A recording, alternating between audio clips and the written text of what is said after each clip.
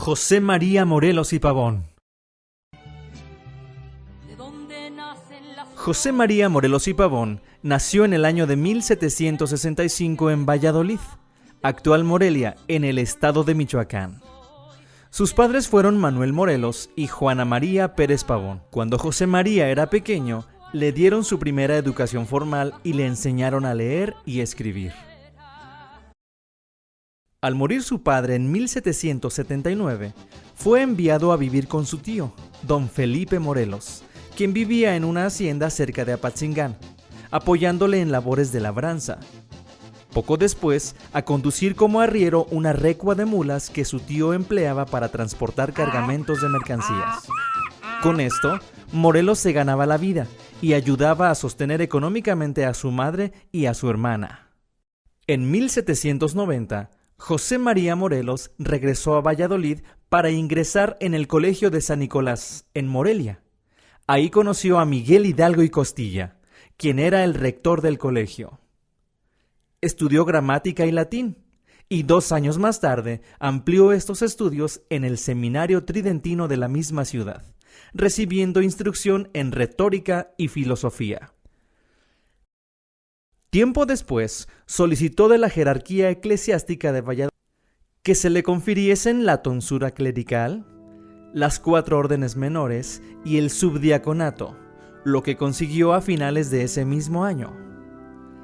En 1796 aceptó una oferta del cura de Uruapan para enseñar gramática y retórica a los niños del lugar. Tras algún tiempo de docencia, el 20 de diciembre de 1797, cumplidos los 32 años de edad, Morelos fue promovido al sacerdocio, otorgándosele licencias para celebrar misa, oír confesiones y predicar en Uruapan y en lugares vecinos. El 16 de septiembre de 1810, con el grito de Dolores, Miguel Hidalgo dio inicio al proceso que conduciría a la independencia de México. Hidalgo estaba en realidad adelantando un plan que se había fraguado en Querétaro y que contaba con la participación de criollos importantes, entre ellos el mismo corregidor de esta ciudad, Miguel Domínguez. Al ser descubiertos los planes, Hidalgo se trasladó a Dolores y ahí dirigió a sus parroquianos un llamamiento para alzarse en armas contra las autoridades coloniales. En San Miguel el Grande unió sus tropas con las del comandante Ignacio Allende.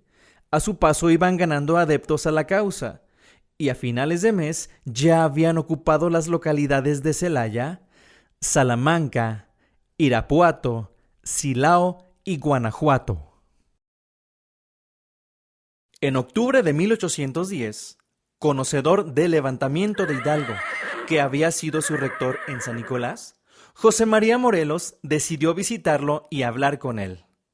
Al parecer su intención era ofrecerse como capellán, pero en el transcurso del encuentro, Hidalgo lo convenció de que aceptara una misión más importante: marchar a la costa del sur, reunir tropas y tomar el puerto de Acapulco, que Morelos conocía muy bien.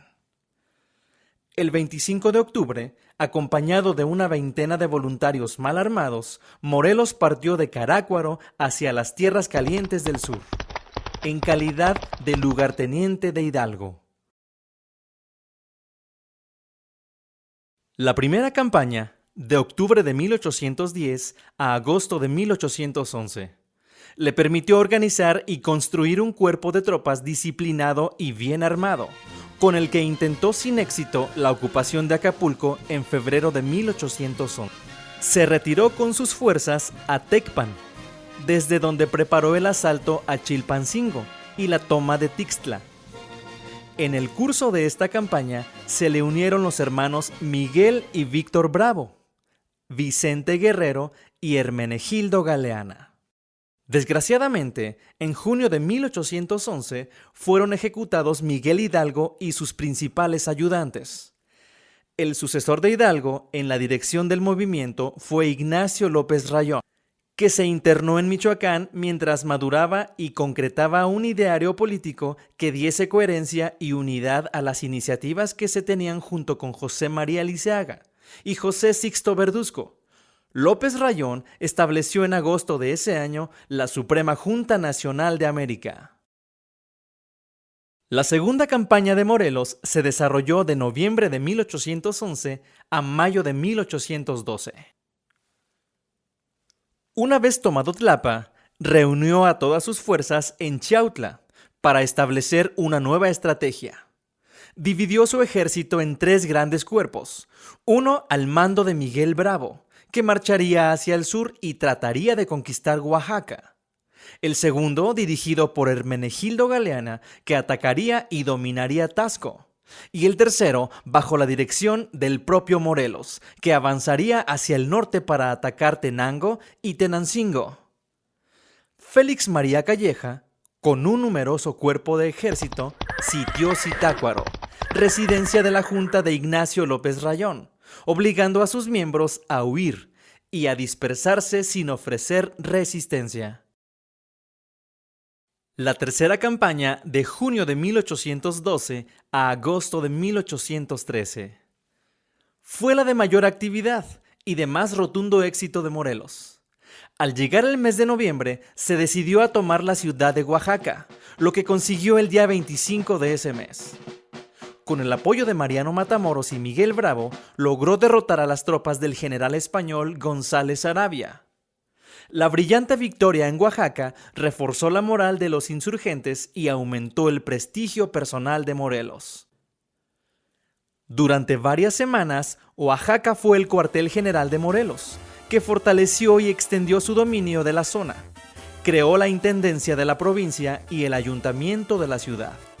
Expidió reglamentos relativos a los horarios comerciales, a la tenencia de armas, al toque de queda y al uso de una insignia de identificación personal. También creó una Junta de Protección y Seguridad Pública, responsable del orden y la seguridad del pueblo. En la fiesta de acatamiento a la Junta Suprema, Morelos se presentó vistiendo un uniforme nuevo con la insignia de capitán general, símbolo de aquel punto álgido en su carrera militar.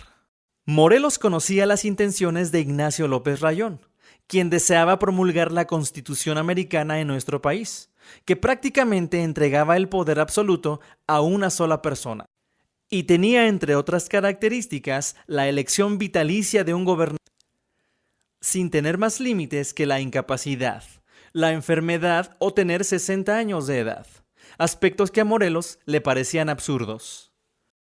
A mediados del mes de mayo, a Morelos se le ocurrió la idea de convocar a un Congreso Nacional de Representantes Provinciales como respuesta a las iniciativas de López Rayón. Después de solicitar a López Rayón que enviase a los miembros de su consejo a Chilpancingo, donde serían reelegidos o depuestos, dirigió un decreto a las provincias para que nombraran electores y los convocó a reunirse con la finalidad de elegir un nuevo Congreso. Llegado el momento, redactó el texto conocido como Sentimientos de la Nación, que sirvió de base para las deliberaciones de los ahí reunidos. Asistieron al Congreso de Anáhuac 12 delegados, entre ellos José María Cos, Andrés Quintana Roo, Carlos María Bustamante, Ignacio López Rayón, José Manuel de Herrera, José María Liceaga, José Sixto Verduzco y el propio Morelos. El 14 de septiembre de 1813 fue el día en que se instaló el primer Parlamento Constituyente y Morelos pronunció en el discurso inaugural los sentimientos de la nación. De entre los 23 puntos de que consta el documento, lo más relevante del contenido fue lo siguiente: declarar que América es independiente y libre de España, de cualquier otra nación, gobierno o monarquía. Reafirmar la religión católica como la única aceptada, sin tolerancia de otra. Establecer que la soberanía dimanaría del pueblo y del Supremo Congreso Nacional Americano, compuesto por representantes de cada provincia en igualdad de números, eliminándose la figura del rey de España. Dividir el gobierno mexicano en 3 poderes: legislativo, ejecutivo y judicial. Con la finalidad de proteger a los americanos, los empleos quedarían reservados para estos. Se cambiaría la forma de gobierno, se eliminaría el sistema monárquico y se establecería un gobierno liberal. Que como la buena ley es superior a todo hombre, las que dicte nuestro Congreso deben ser tales que obliguen a constancia y patriotismo, moderen la opulencia y la indigencia, y de tal suerte se aumente el jornal del pobre, que mejoren sus costumbres, alejando la ignorancia, la rapiña y el hurto. Se proscribe la esclavitud y la distinción de castas para siempre, y todos queden iguales. Quitar los tributos a los indígenas y solo pedir el 5% de sus ingresos como contribución para ser administrados por el gobierno. De septiembre de 1813 a noviembre de 1815. Deseoso de conquistar Valladolid, porque entendía la necesidad de contar con una ciudad para establecerse, Morelos decidió sitiarla a partir del 22 de diciembre de 1813. Pero los opositores obligaron a Morelos a retirarse, lo que desalentó a sus seguidores. Fue conducido a la Ciudad de México el 22 de noviembre de 1815. Se iniciaba el primero de la serie de juicios a los que fue sometido, ya que las autoridades militares, eclesiásticas y civiles se disputaron el derecho a condenarlo. Enjuiciado con toda rapidez, el primer juicio terminó el día 23 de noviembre, y enseguida se presentó al prisionero ante el temible tribunal de la Inquisición, que lo incriminó por abandono de las doctrinas de la Iglesia y la adopción de diversas herejías. El juicio estatal se celebró el día 28 de noviembre. La declaración de Morelos ante el tribunal, registrada y anotada por él mismo, constituye una de las fuentes de información más valiosas sobre el movimiento de independencia. Dictada la sentencia de muerte, el 22 de diciembre cayó fusilado en San Cristóbal Ecatepec ante las fuerzas del Estado. Debido a la vida y obra de José María Morelos y Pavón, en el año de 1828, la ciudad de Valladolid cambió su nombre a Morelia en su honor. Innumerables escuelas públicas y privadas llevan su nombre. Durante el gobierno de Lázaro Cárdenas del Río, en 1934, se edificó un monumento a Morelos en el lago de Janitzio, municipio de Pátzcuaro, Michoacán. El monumento mide 47 metros de altura. En 1869, una porción del Estado de México se independizó, creando lo que hoy conocemos como el Estado de Morelos, en honor al personaje histórico. En el 2012 se creó el diseño del billete de 50 pesos en su honor, al igual que el diseño del billete de 200 pesos que se imprimió en el 2019.